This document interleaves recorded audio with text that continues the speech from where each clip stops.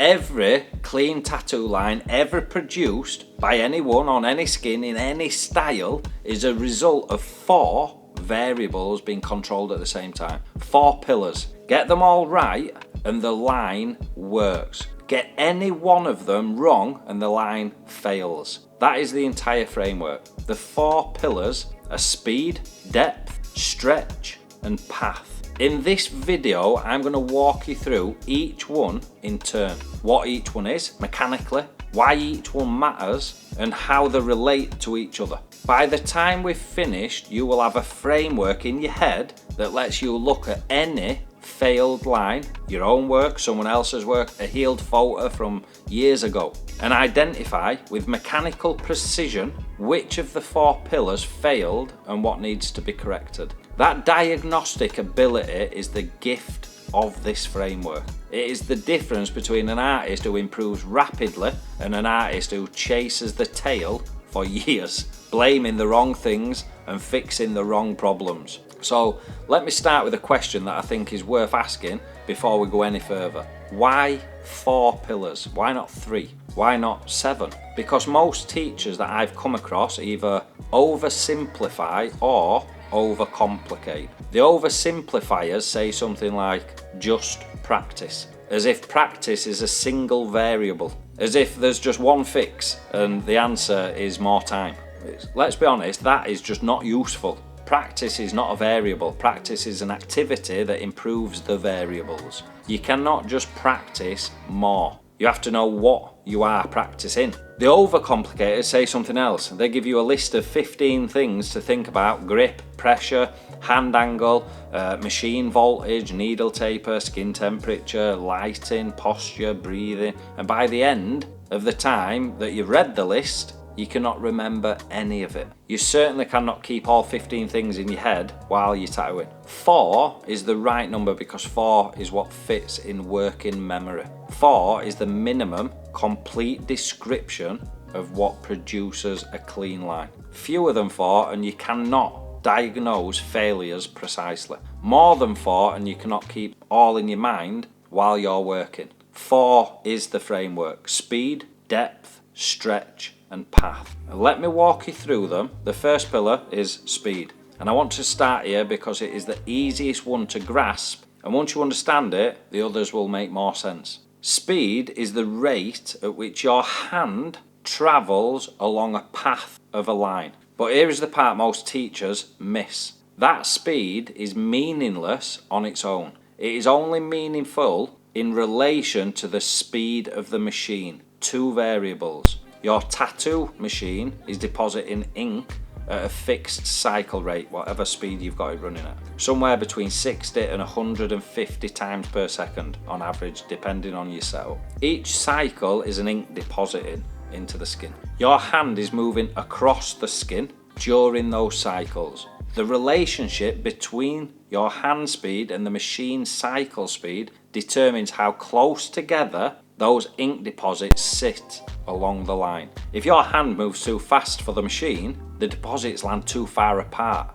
You can see gaps between them. The line looks thin, patchy, grey or missed bits. If your hand moves too slowly for the machine, the deposits overlap too heavily and you're placing too much ink in one spot. The line becomes oversaturated, it traumatises the skin, it thickens and it can blur. The correct speed is the one that produces evenly spaced ink deposits along the path. Not too far apart, not piling up on each other, evenly spaced. That is not mystical, it is simply mathematical. Hand speed and machine speed are not 2 separate things that you're trying to manage. Essentially, I want you to think of them as one thing expressed as a relationship. The ratio between them is what matters. Once you start thinking about your hand and your machine as a single coupled system rather than 2 independent variables, you'll find yourself naturally adjusting one when the other changes. Slow the machine down, your hand naturally slows down with it. Speed the machine up, your hand follows.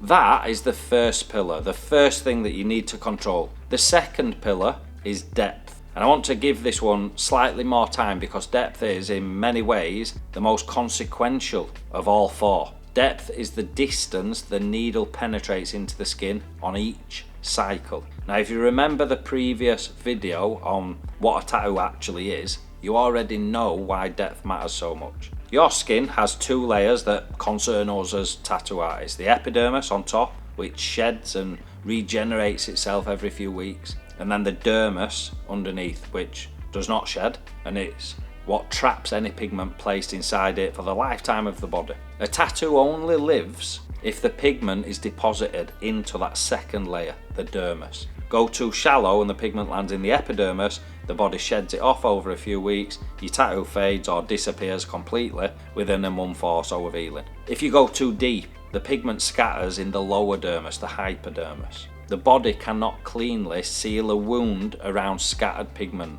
That's why we say you get blowouts, a fuzzy, blurred mark that no amount of skill can correct after the fact. The correct depth is a very narrow band, perhaps a millimetre wide.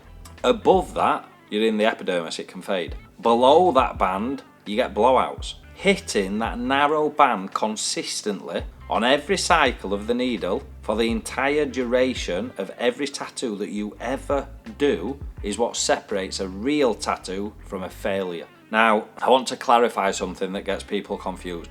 Depth is not the same as pressure. A lot of online tutorials talk about depth and pressure as if they're two separate variables that you've got to control independently. I've seen quite a few videos talking about the topic. They're not. Pressure is one of the things that produces depth, along with needle length, machine stroke, angle at which you hold the machine, and some other variables that we're about to talk about next. Depth is the result. Pressure is one of the inputs. What they are not is interchangeable terms. If you want the full breakdown of what controls depth, that is its own conversation entirely. But for the purpose of this framework, just understand that depth is the variable that we are trying to hold constant. Whatever combination of inputs gets you there, that's your job to manage. That is the second pillar, the most consequential variable. The third pillar is stretching of the skin. And this is one that most viewers will not have heard of articulated as its own pillar before. If you've watched my other videos on skin tension, then you've already got a solid understanding of why this matters. Even with correct speed, correct depth on average, if your stretch is inconsistent, the line still fails. And here's why. Skin is elastic. When the needle strikes the skin bounces. It compresses and then rebounds on every cycle of the needle. And we're talking about up to 150 times per second. The skin is moving up and down. Even if your stretch is consistent, the skin still moves, but it moves the same amount in the same way on every cycle, or as close to it. The bounce is as uniform as possible. The depth of the penetration then is uniform. The line is consistent. If your stretch is inconsistent, if it slips midway through a line, if it relaxes when you're concentrating on the path, or if it varies from one pass to next, the bounce changes, the depth changes, cycle to cycle, the needle is reaching different points in the skin on every time it fucking touches it. Your hand can be perfect. Your machine settings can be perfect. Your speed can be perfect. The line would still fail because the variable underneath everything is not being held constant. This is why I treat stretch as its own pillar, an area of focus, rather than tucking it underneath depth. It is technically one of the inputs to depth, but it is so important and so frequently mishandled and so invisible to beginners that it deserves to be named explicitly. Stretch is what makes the bounce uniform, not eliminated, but uniformed. Consistent stretch produces consistent depth, which produces consistent ink deposition, which produces a clean line. Inconsistent stretch produces inconsistent depth, even when every other variable is being managed correctly. That's the third pillar. The fourth pillar is path. Path is the route the needle takes across the skin, the visible line that you're trying to make. This is the variable that most beginners obsess over because it is the only variable that they can actually see. When they watch their own line being tattooed, they are watching the path of the line. They're not watching the depth because they cannot see under the skin. They're not watching the speed deposits because it happens fucking that fast you can't see it. They're not watching the stretch because it's happening by the supporting hand. The path is the visible drama.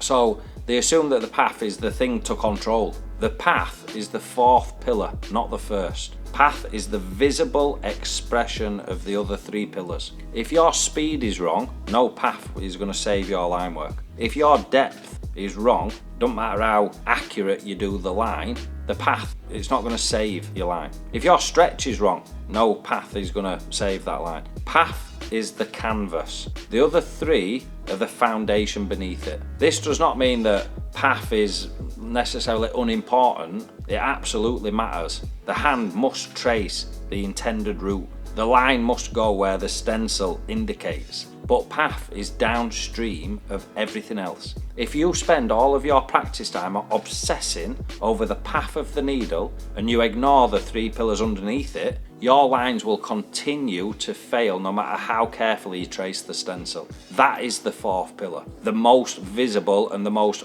overrated relative to its position in the hierarchy. Now, let me just quickly bring all this together. Picture them as a hierarchy. At the base of the pyramid, you have speed and depth. These are the two variables that determine whether the ink is being deposited at all and whether it's being deposited at the correct rate. Alongside them, supporting depth in particular is stretch, the variable that makes depth possible to hold constant. Above the three of them sits path, the visible expression of everything else underneath it. When the three foundational pillars are right, the path produces a clean line. When one of them is wrong, the path cannot rescue the line. The failure happens beneath the path and shows up on the path. That is the architecture of every tattoo line ever produced. And once you have it in your head, every line failure that you will ever produce becomes diagnosable. Let me give you some examples. A line that looks patchy or grey with visible gaps in its saturation is almost always a speed problem. Your hand was moving too fast for the machine and the ink deposits landed too far apart. A line that looks heavy and oversaturated with the ink visibly bleeding into the surrounding skin is usually the opposite speed problem. The hand was moving too slowly for the machine, or that it might be a depth problem with the needle going too deep and the ink scattering because it's going into the hypodermis. A line that is faded after healing or disappeared entirely in places typically is a depth problem. You went too shallow. The pigment landed in the epidermis and the body shed and renewed itself and it's literally fell off. A line that has blown out, looks fuzzy, blurred, smudged around the edges is also a depth problem. You went far too deep. The pigment scattered in the hypodermis. A line that is clean at the start, fuzzy in the middle, and then clean again at the end typically is a stretch problem. Your stretch was correct at the start, slipped midway through and then you recovered it towards the end. The depth varied during the slip and the line shows it. A line that visibly wobbles is usually a path execution problem. And as we discussed in another video, that path failure is almost never caused by a shaky hand. It is caused by grip, support, posture, and moving the wrong limb. So every failure in tattooing has got a diagnosis. Every diagnosis points to one of those four pillars when you're regarding line work. You do not have to guess anymore. You can look at your line work and see exactly what went wrong. And I want to leave you with a wider thought, as always, because I think this video is not just about the four pillars. The artists who improve fastest in this craft are not ones with the steadiest hand. They are not ones with the best equipment, alright? They are not the ones with the most natural artistic ability in most cases. They are the ones who have internalized the diagnostic framework so deeply that they can correct themselves in real time, midline, without even thinking about it. They see a failure almost as it's happening and they know instantly which pillar to adjust. The framework is the difference. Once you have it, then you have it for life. And here is the thing about frameworks: they compound. Every tattoo you do with the framework in your head gives your brain data. You see what works, you see what fails, and you can attribute the success or the failure to a correct cause immediately. Every tattoo done without the framework gives you noise. You see what works, you see what fails, but you can't tell why, so you cannot improve as fast. The artist with the framework is learning at a different rate than the artist without it, and after a year, 2 years, 5 years, the gap between them is enormous. That is the gift of having the right model in your head from the start. Speed, depth, stretch, lastly, the path itself. If you only ever remember 4 things from this channel, remember those 4 things. And if you want the full theoretical framework, every technique built on top of these 4 pillars, every practical lesson that puts them into practice, that's exactly what my course is built around. The fundamentals of tattooing is the starting point of that. Theory first, mechanics first, cause before symptoms first. The link is somewhere around this video. If you're watching this on YouTube, then it's going to be in the description. As always, listen, if you're still here at this stage of the video, I just want to say thank you. You're the exact type of person why we make these videos. So I want to take me out of here and just genuinely say thank you for being here. Make sure that you've got the button pressed so you get notified. Also, do me a favour and just click the subscribe button. It shows that we're doing things that are actually resonating with you as a viewer. I hope you found this useful. As always, I'll see you in the next one.